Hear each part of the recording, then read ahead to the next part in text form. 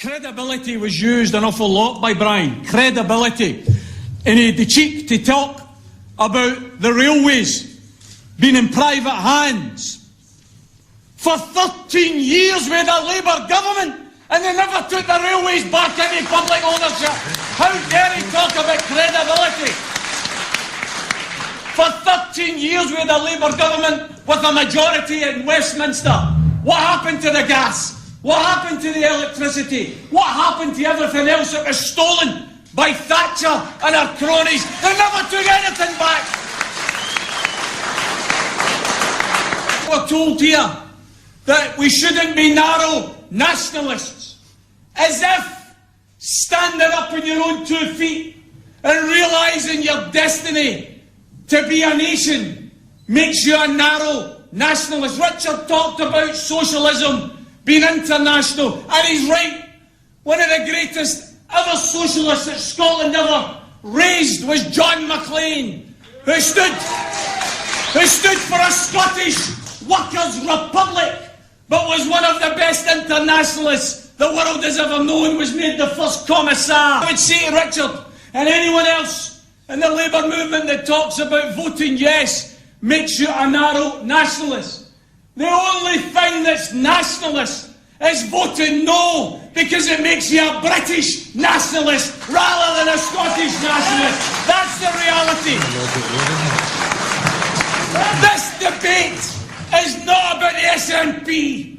It's not about any one politician, Alex Salmond or anybody else. This debate is much bigger and much more important than Alex Salmond or the SNP. This debate is about whether your kids are going to grow up in a country where they get the government they vote for instead of getting governments through Westminster that are foisted upon them. Think of one thing alone in relation to the bedroom tax.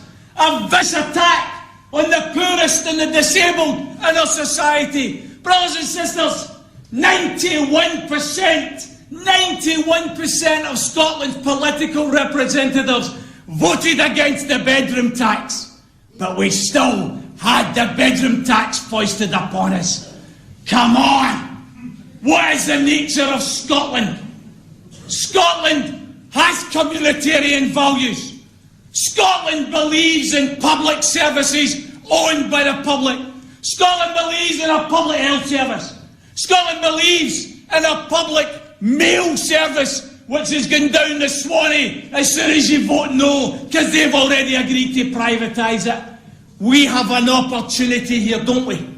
We know the type of Scotland we're capable of building. A Scotland that does put people first. A Scotland that says, 2 weeks ago, when the Westminster government announced they're going to spend £2.5 billion buying 14 new super-duper fighter jets.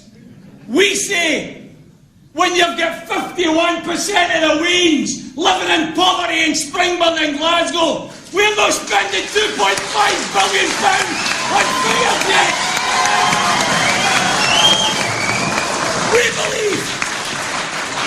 We believe those of us in the yes camp, we believe we have a vision 1 minute. of a better Scotland.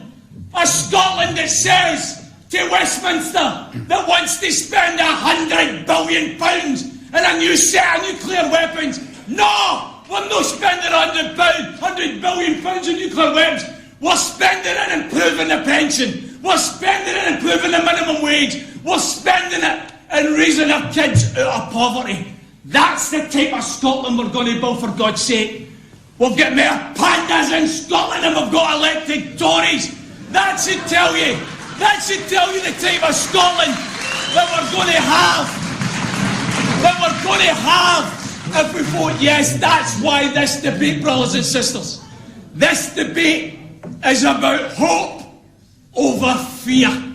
All you get from the yes campaign is to try and frighten you not to have the courage on the 18th of September to stand up and be counted for you and all of your family, and to make this country one of the best small, socially just nations on our planet. please vote yes.